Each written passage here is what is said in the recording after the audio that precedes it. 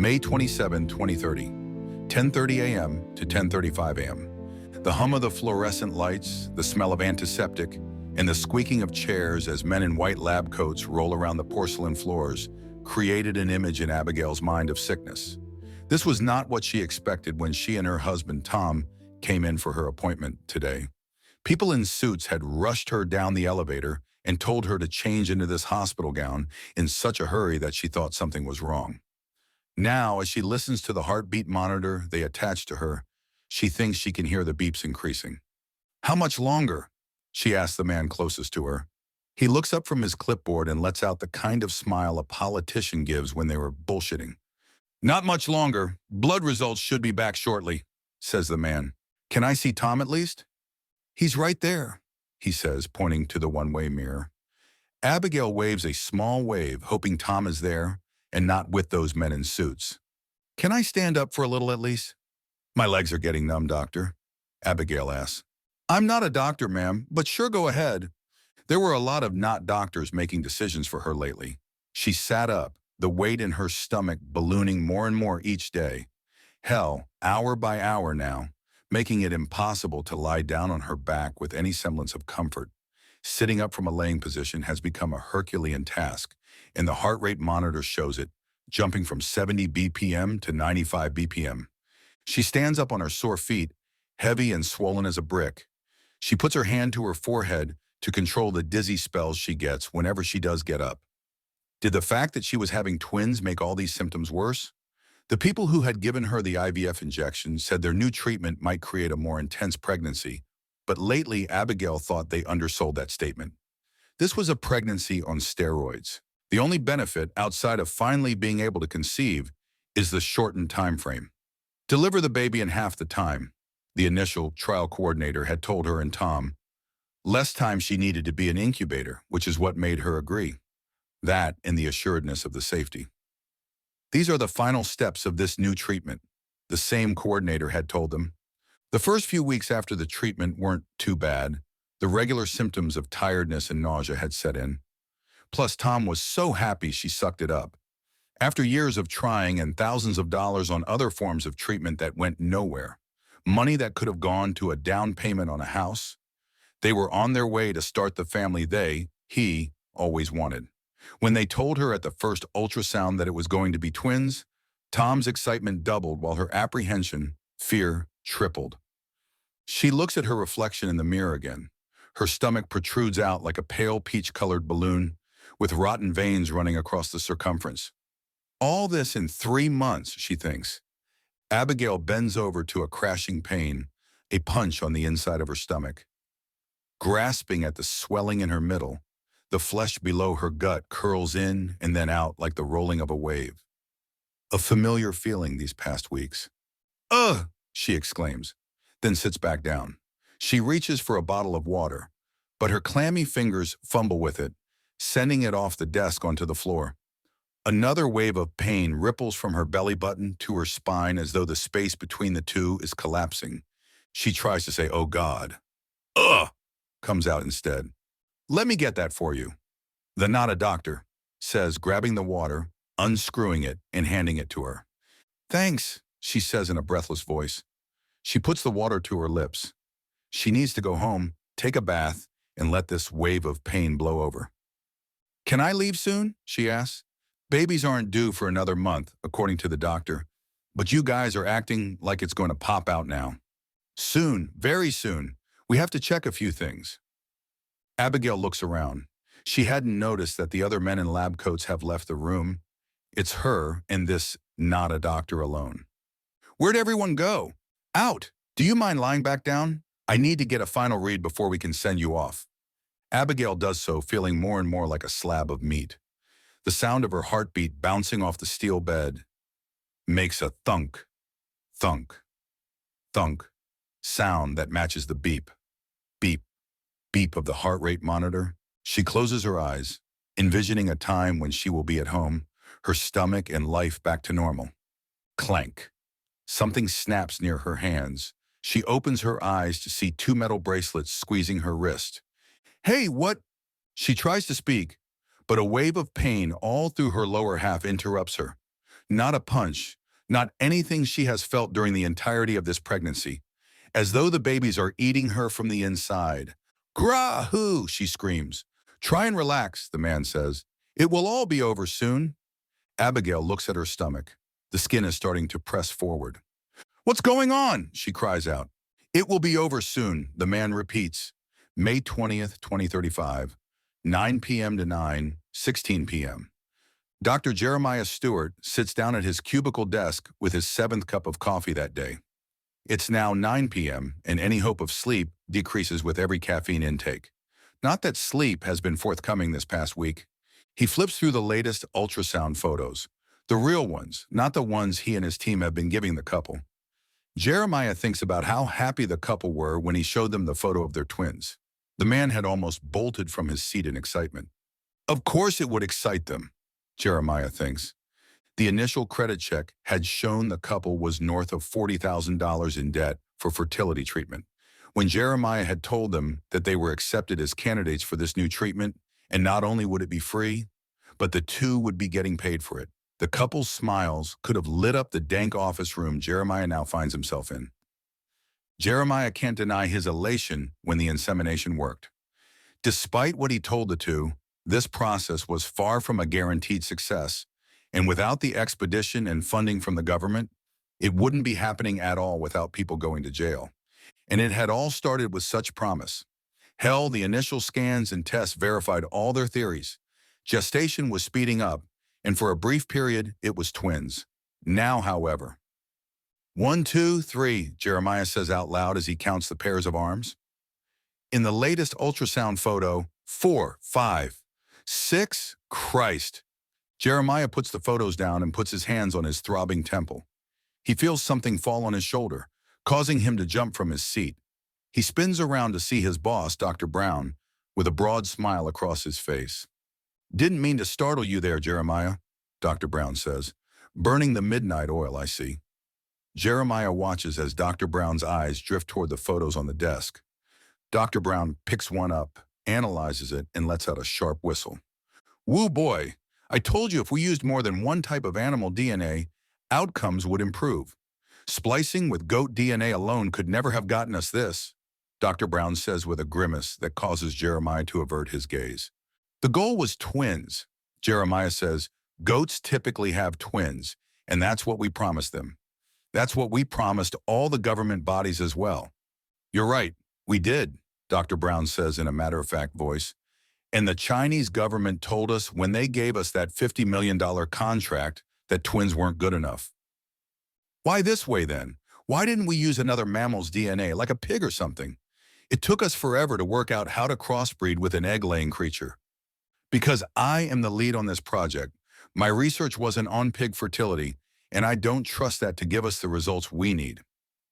Yes, but it's like this, son. China overcounted their population by 100 million not that long ago. They don't have the workers they need. That country couldn't be in a worse economic depression. The good old USA isn't much better. We can't take in enough people to drive the economic growth that we once had. Jeremiah recognizes this speech. It's the same one Dr. Brown gave Jeremiah's team when he told them they were using different animal DNA, ignoring all the protests. Pundits will try to spin the economic downturn most of the world is facing on other causes. But it's down to one reason. No one is around to replace the people retiring or dying. The world needs more kids, and they need them now. Do you know what happens to a civilization that doesn't have kids? It dies. So what are we to do, Jeremiah? What are we as a civilization supposed to do? Let our world collapse because people want to live childless, selfish lives.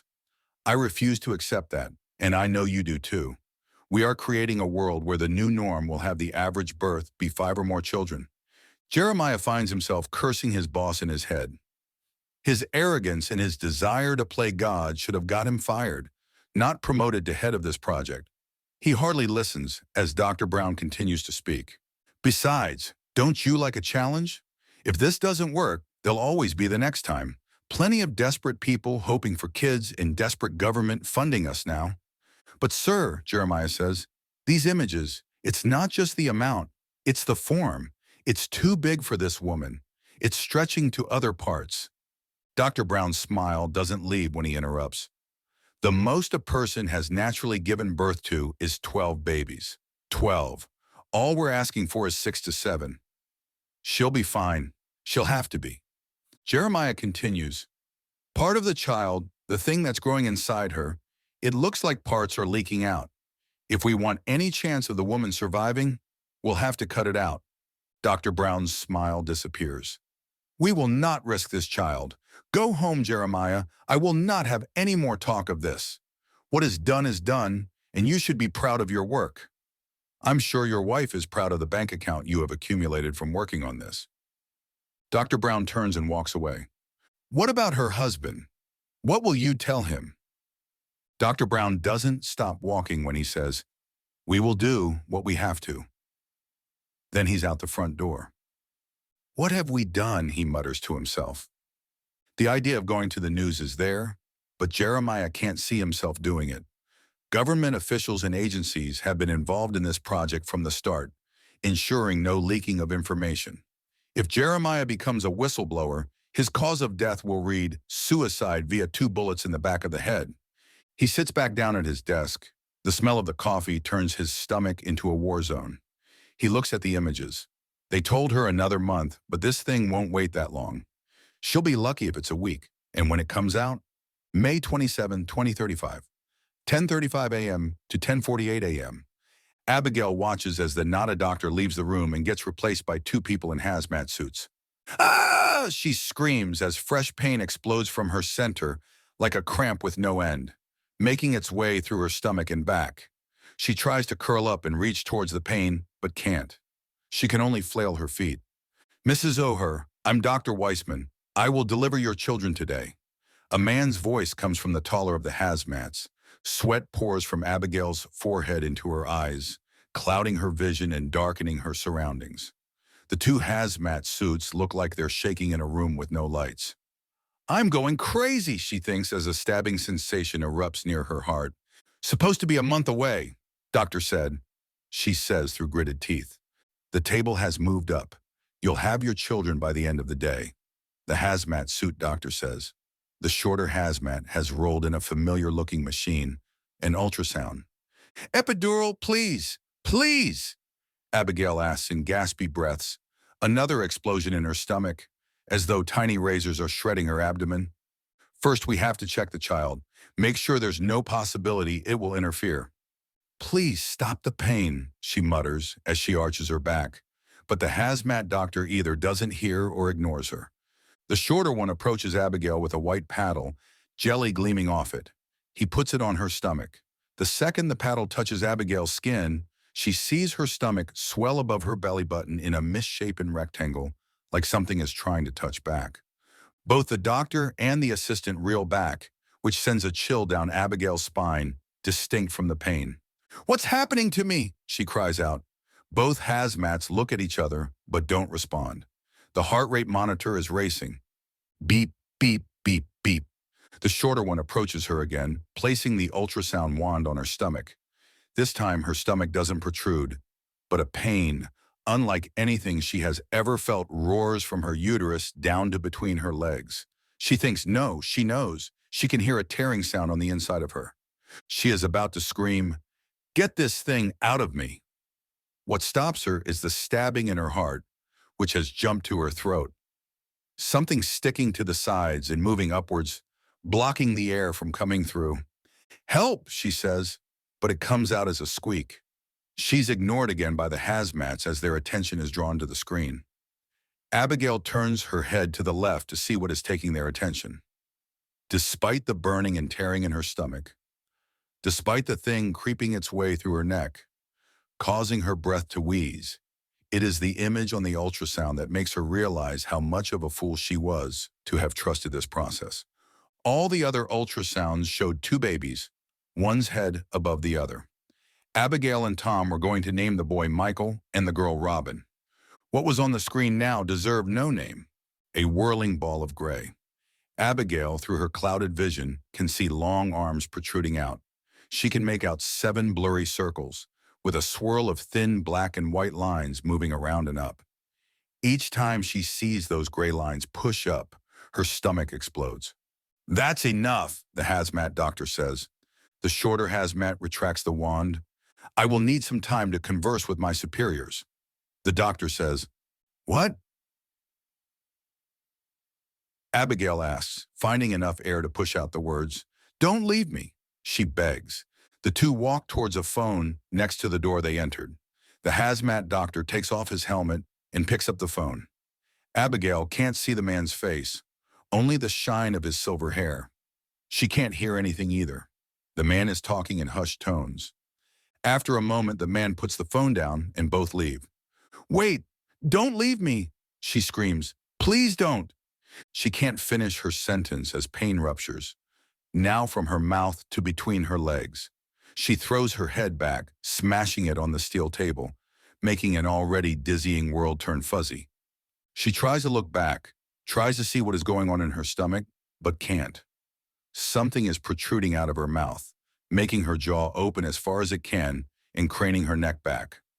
A brief image of her lower jaw snapping off plays in her mind. Her sight gets forced upwards toward the ceiling. A thing enters the space in between her eyes. First small, then closer, and she can see it more clearly.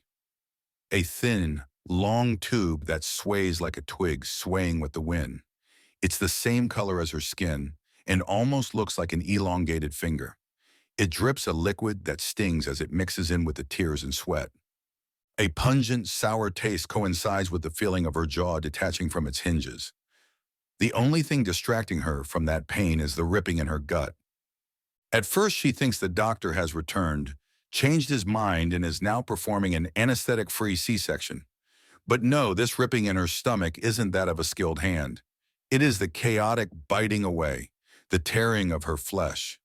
Wetness pools at her waist as something cuts through her abdomen and juts out of her. The liquid pours into the floor, echoing in the empty room. She thrashes her back upwards, trying to shake off whatever is coming out of her. She can't see it, but there's a weight on top of her. Not inside her anymore, but sitting on top of her. The table shakes with her movement, craning to each side till it tilts to her right. And both Abigail and the table slam onto the floor. She stares into the one-way glass, seeing her reflection. She closes her eyes, unable to believe what is coming out of her, convinced she has died, and the images that are appearing are that of some final dream. Or her first day in hell. That's it, she thinks in what will be her last coherent thought. That must be it. I'm in hell. Why is it so cold then? She keeps her eyes closed and lets the cold wash over. May 27th, 2035, 10:45 a.m. to 10:52 a.m. Let me go! Jeremiah hears the woman's husband scream as the guards drag him away and out the door. What did you bastards do to my wife? He continues in the hallway. Dr. Brown closes the door once the guards have left. Jeremiah returns his gaze to the woman, who is arching her back and giving birth in a way that reminds him of an old movie where an alien tears through some unexpected person's chest. The bottom of the woman's stomach has ripped open in jagged cuts that drench her torn gown, and surroundings in pools of blood. Two beige tentacles pour out from the fatal wound. The thing that had, up until now, only been a black and white photo pokes through the tear below her stomach like a jack-in-the-box. It's not one head poking out, however. There are 7 heads crammed against each other on a single body. The body has the shape of a warped light bulb. Slime gleams in patches of its peach-colored skin that aren't covered in blood. It's flaked with hair, a sign of the goat DNA at work. Jeremiah was hoping the goat DNA would provide a counterbalance, but that's not what's coming out. It is pushing and biting through, widening the hole in the woman, but its body is too big or unwieldy to get through fully. It's stuck in the crevices of the woman's wound. The woman's screams get cut off by the tentacle protruding from her mouth. The thing's lipless mouths crow open. With the microphones attached to the room, everyone can hear it let out a screech mixed with a cry that sounds like metal scraping. Jeremiah doesn't think about the fact that the tentacle out of her mouth means the baby has ruptured through her uterus and moved into her esophagus. Instead, he thinks, please God, let her not see this. She can hear and feel it, But please, God, let her not see this. Then the woman clatters to the floor, wrists attached to the table. Jeremiah looks around. Many of the scientists brought in to observe and collect the data are staring at their monitors, avoiding looking. Everyone except for Dr. Brown. He stands there watching like a professor watches their students take an exam. And is that the creep of a smile on his face? Son of a bitch, he thinks. You son of a bitch. I can't do this, one of the doctors at the desk says, stands up and makes his way to the door. He's stopped by the re-entrance of a security guard who is at least twice his size and holsters a gun that was not there last week. Calm down, Dr. Grossman, Dr. Brown says, putting his hand on the troubled doctor's shoulder and leading him back to his chair. Sacrifice builds science. Do I have to remind you of Marie Curie and her work? She saved countless lives, yet she died from her research. What we are doing is of 1,000-fold more importance. Dr. Brown straightens his back, squares his shoulders, and projects his most sincere and authoritative voice. We are saving our civilization. With that, he turns back to the creep show unfolding. The table scraping across the floor draws Jeremiah's attention back. The world gets a little blurry when he sees what is happening. The thing is moving closer to the mirror, pulling the mother along with it, as though wanting to see its reflection. The tentacles coming from the stomach look as though they are stuck between the woman's body and its own mass, sticking out of the wound like little fingers. It's the tentacles at opposite ends of the woman that are doing the movement. The tentacle from her mouth comes out as though she were vomiting it up, yet it refuses to leave. It thrashes out at least a foot and pulls her top half, the woman's head banging on the floor as it moves. Jeremiah can see dark blood around her jaw. The tentacle protruding from between her legs moves her bottom half through a separate pile of blood and viscera, parting the bottom of the soiled gown. The arms make a thunk sound, followed by the tables scratching along the floor. Thunk, thunk, scree, thunk, thunk, scree. It pulls itself closer and closer. Jeremiah can see the eyes of some of the heads closest to him looking around. They're glassy, oval in shape, and without color, upon blood-stained skin that has a pinkish tint to it. The heart rate monitor disconnects from the woman. A flatline now replaces the frantic beeping of the machine, which unfortunately does not symbolize death. Gray, the child wails, all the mouths opening to release the cry at once, revealing jagged, razor teeth. Jeremiah feels vomit emerge from his stomach and swallows it. How do we get it out? He asks more to himself than anyone. We can't right now, Dr. Brown replies in a hurry. We must monitor. Don't you see what we've done? He says, looking around the room. We've created a being with 7 consciousnesses. All we have to do now is figure out how to separate the bodies for the next host. My research in octopus fertility DNA was the trick. I told you. They have so many children. If we can get that into live birth, we will have saved the world. His voice is ecstatic, filled with energy, as though he has been told he is envisioning his future scholarly acclamations. Inside, Jeremiah's thoughts scream, "What have we done? Please be dead. Please, God, let her have bled out. God, please." The screech of the child is replaced by the ghoulish, muffled scream of the woman. Jeremiah takes his hands away from his face to stare into the eyes of the woman, now close enough to the window to see the full extent of what is coming out of her. At this point, Jeremiah faints. June 10th, 2035, 8:05 p.m. Jeremiah sits in his home office, crushing 5 prescription sleeping pills with his teeth before taking a long swig of whiskey. His phone on the desk buzzes. His wife. "The kids and I are here. Are you okay? Are you safe?" He replies before the pills can take effect. "Yes, I love you all." He takes out the SIM card and crushes it under his heel. Then he deletes the messages and crushes the phone the same way. They are at his sister's in Boston. Maybe too much of a precaution, but he can't risk their safety. There are rumors at the office that one of the doctors, one who protested at the post-experiment conference, has gone missing. Dr. Jones or James? Jeremiah doesn't remember. He does remember when Dr. Jones or James called Dr. Brown the 21st century version of Nazi scientist Mengele. That had turned Dr. Brown's face sour. All the blood money he has saved up from this hell, all 2.2 million, is with his family. He has told them he'd meet them there soon, A necessary lie. He doesn't deserve to see them. He swallows another 4 pills and takes another drink. His head is floating. He thinks about that money and his plans to retire at age 40, win a Nobel Prize for his contributions to biology and medical science, and let the textbooks write about his heroic solving of what has come to be known as the Great Fertility Depression. How worthless that fantasy has become. Then why didn't you try and stop them? A voice he cannot answer asks. He swallows another 2 pills. His handle of whiskey is 3/4 done. He looks at his computer, and the screen sways left and right as messages start appearing.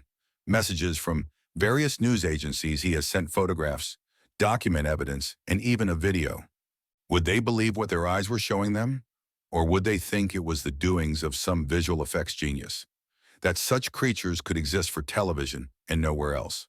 Perhaps. But some of them, some of the more lowbrow news websites would believe. Once people started researching who the information came from, however, seeing his accredited work, that he wasn't some nobody wacko, more would believe, and that would at least halt this company's effort to try again for a while. It's hot where he is. He stands up to open the window but finds his legs turn to rubber. He slips and falls, having neither the will nor the ability to get to his feet. Everything is getting dark now, and he's tired. It's time to go into the black, to wipe his mind from the world. His only regret is that he could not take that bastard Dr. Brown with him. No, that's not true. He also regrets not having the courage to put Abigail out of her misery. Even now, as he drifts off into nothingness, he swears he can hear Abigail and her child scream, intertwined and forced together, dragging along a padded room, hooked up to all sorts of machines feeding her and the child. Dr. Brown won't let them die due to emergency research purposes. He closes his eyes and drifts off with those screams ringing in his ears.